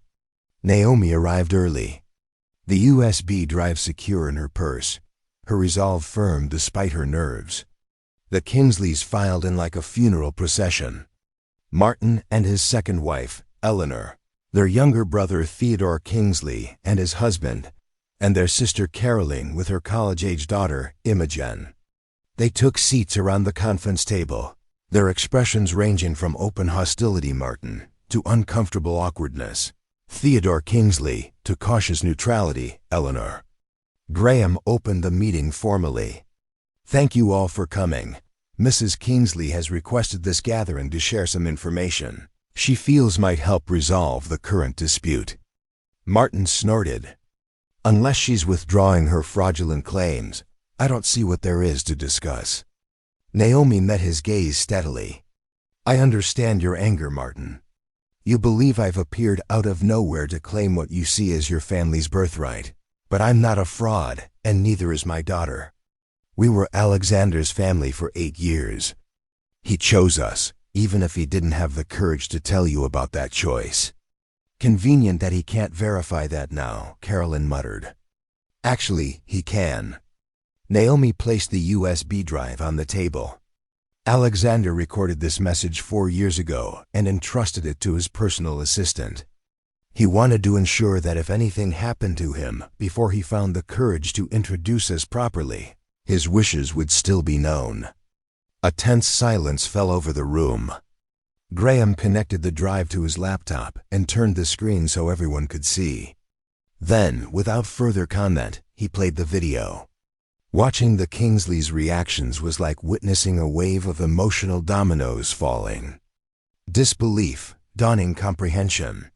By the time Alexander reached his final words, "You were never the secret. You were the light I was too afraid to share." Even Martin looked shaken. When the screen went black, no one spoke for several long moments. Imogen broke the silence. "That was really him, the real Alexander, not the corporate mask he always wore around us." Eleanor nodded, dabbing at her eyes with a tissue. "I've never heard him speak so genuinely, so emotionally." Theodore Kingsley leaned forward, addressing Naomi directly for the first time. "He really loved you." "Yes," she said simply, "and I loved him." Martin stood abruptly and walked to the window, his back to the group. His wife watched him anxiously. "Martin," Naomi said softly, "Alexander wasn't trying to hurt any of you. He was trying to protect what we had because he feared exactly what's happening now. A fight that tears everyone apart. You didn't turn around. You have no idea what's at stake here." "I do, actually. Alexander explained the company structure to me. The family voting block, the control you've maintained for generations. I understand why you see Sophia's inheritance as a threat." Now he did turn his expression incredulous. "He discussed company matters with you. We were married, Martin. We talked about everything." Caroline leaned forward.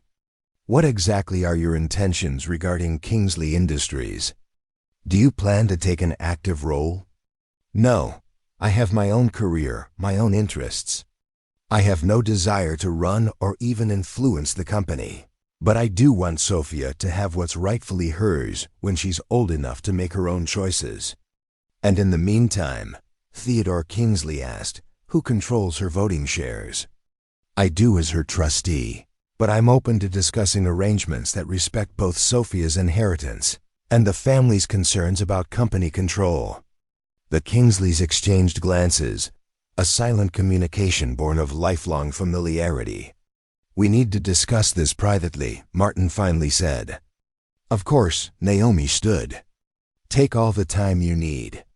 But know this, I'm not going away, and neither is Sophia. Alexander wanted us to be acknowledged, and that's going to happen one way or another. I'd prefer it happen with your blessing rather than after years of costly, painful litigation." She walked to the door, then paused. "One more thing. Sophia asks about her father every day. She knows he had brothers and sisters, cousins, a whole family she's never met. Right now, all of you are just abstractions to her. You could be real people in her life, her family. That's what Alexander wanted. It's what I want too." After she left, she and Graham waited in his private office. "You did well in there," he told her. "That was exactly the right approach. Do you think it will make a difference? It already has." Did you see their faces when they heard Alexander speak so plainly? When he called you the light of his life, that video humanized you in a way no legal argument could have. An hour passed before Graham's assistant knocked to say the family was ready to resume. Naomi drew a steadying breath and walked back into the conference room. The mood had shifted. The once solid wall of hostility had cracked.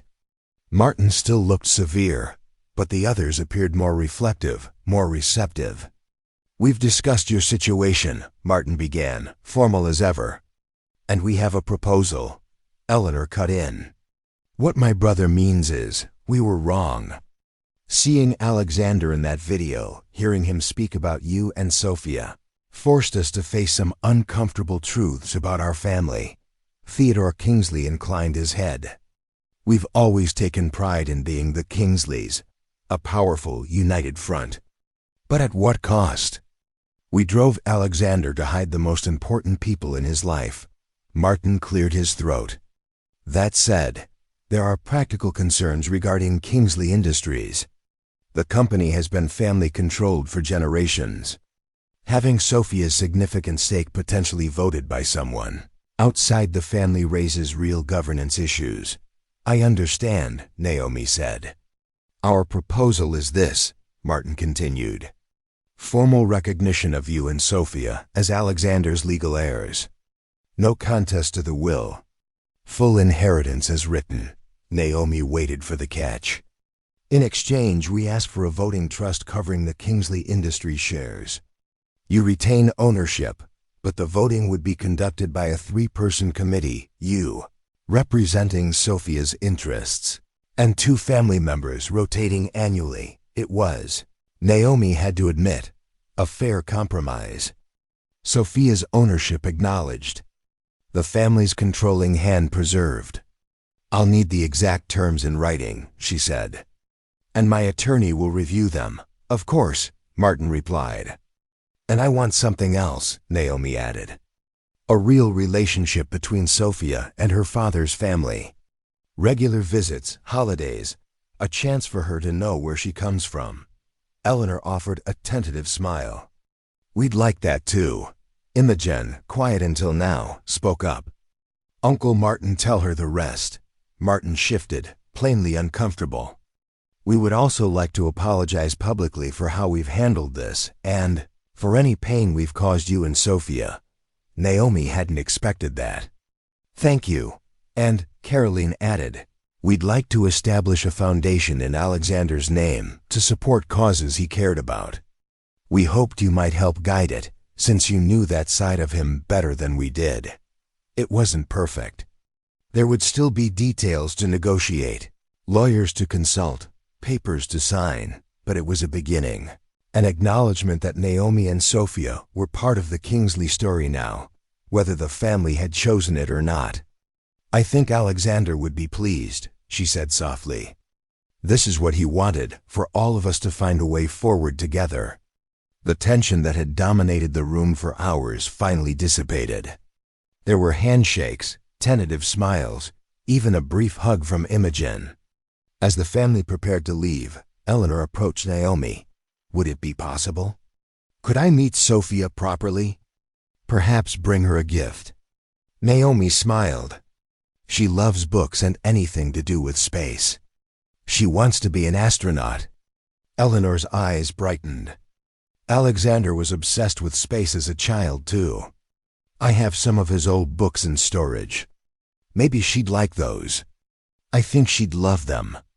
As Naomi left the building, she felt Alexander's presence beside her, approving. The path ahead wouldn't be smooth. There would be adjustments, disagreements, the inevitable friction of different worlds colliding. But tonight, at least she had won what mattered most. Recognition for herself, for Sophia, for the love that Alexander had hidden for too long. No longer secret, no longer shadows, just family. Complicated, imperfect, real. 1 year later, the garden of the Kingsley estate bloomed with spring flowers as children raced across the manicured lawn. Sophia, now 5, led the pack, her curls bouncing as she ran from her cousins in an enthusiastic game of tag. Naomi watched from the terrace, a smile playing on her lips. A year ago, she couldn't have imagined this scene.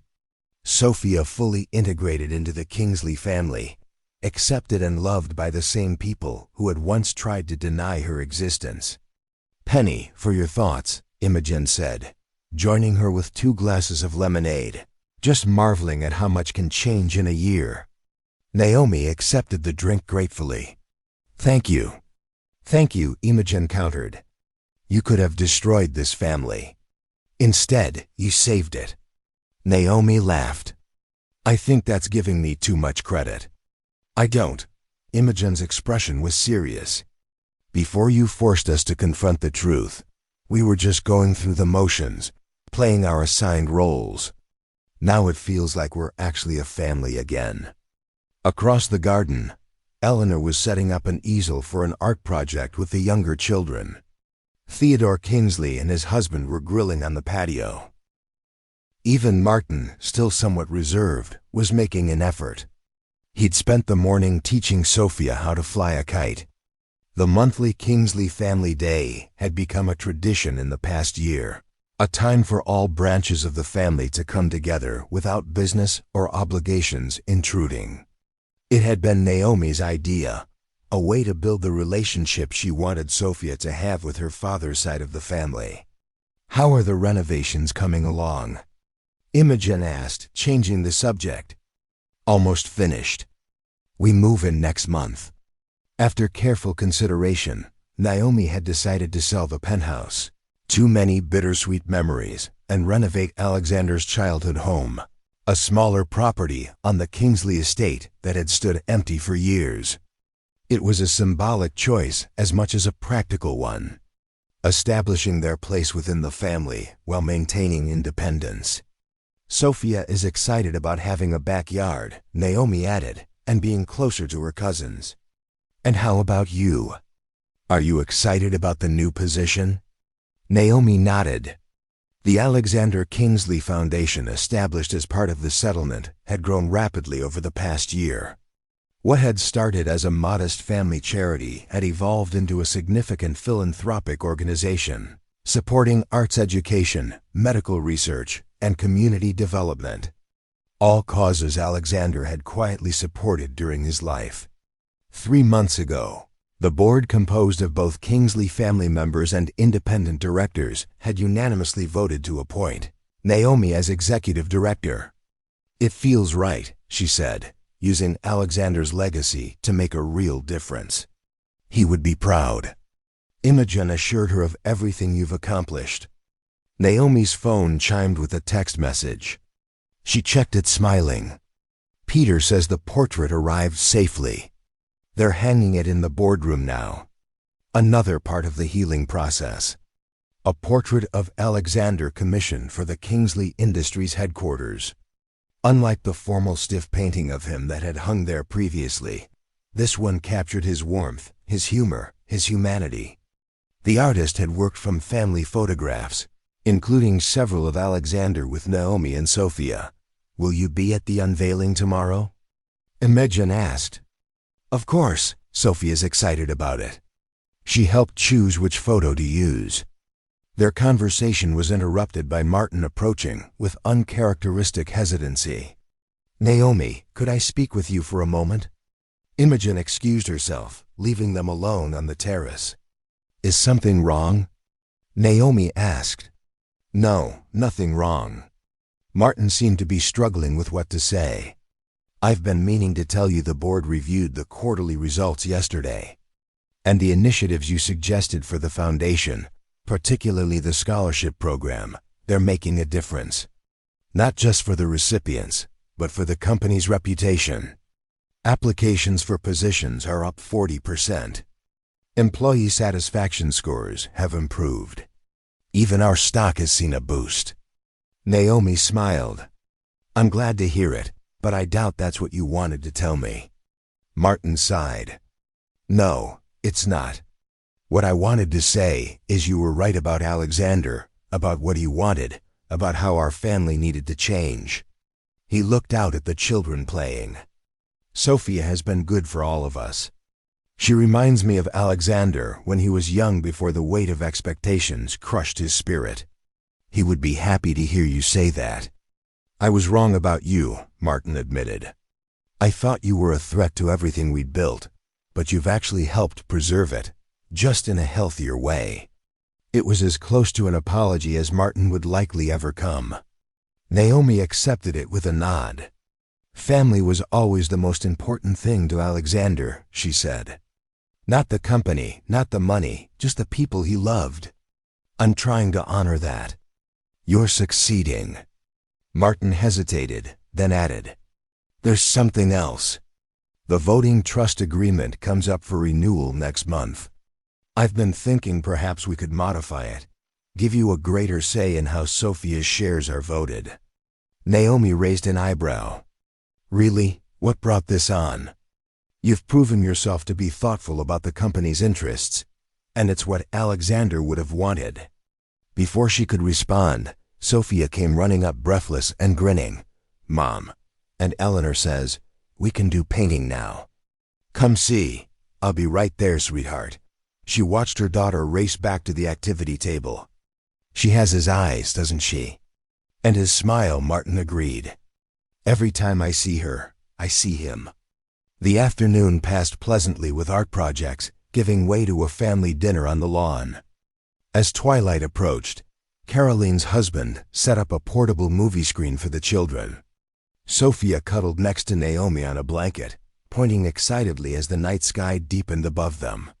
"Look, Mom, the first star. That's Daddy winking at us." Naomi hugged her daughter close. "Yes, it is." Later, after Sophia had fallen asleep in the guest room they were using until their new home was ready, Naomi stood alone on the balcony, looking out over the Kingsley estate. So much had changed in a year. The pain of losing Alexander would never completely fade, but it had been joined by new joys, new connections, new purpose. From her purse, she took out the emerald ring Alexander had given her when he proposed. She'd stopped wearing it after his death. The memory's too painful. Now, after careful consideration, she slipped it back onto her finger. Not as a symbol of what she'd lost, but of what she'd gained, what they'd built together, what would continue through Sophia. Her phone chimed with a reminder about tomorrow's portrait unveiling. The ceremony would mark another milestone in the integration of Alexander's two worlds, the family he was born into and the family he had chosen. For the first time, the Kingsley Industries boardroom would display an image of Alexander that captured who he really was, not just the corporate mask he had worn for so long. It wasn't the way Alexander had planned to introduce them to his world. It wasn't the happy family future they had dreamed of together, but it was something real and meaningful, a legacy of love that had finally emerged from the shadows into the light. Naomi looked up at the stars, at the one particular star that Sophia had identified as her father. "We did it," she whispered. "They see us now. They know us just like you wanted." The star seemed to twinkle more brightly in response.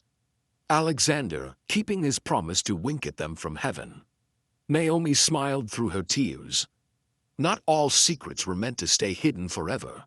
Sometimes they needed to be revealed, not to cause pain, but to heal it, to create connections where there had been divisions, to transform isolation into belonging.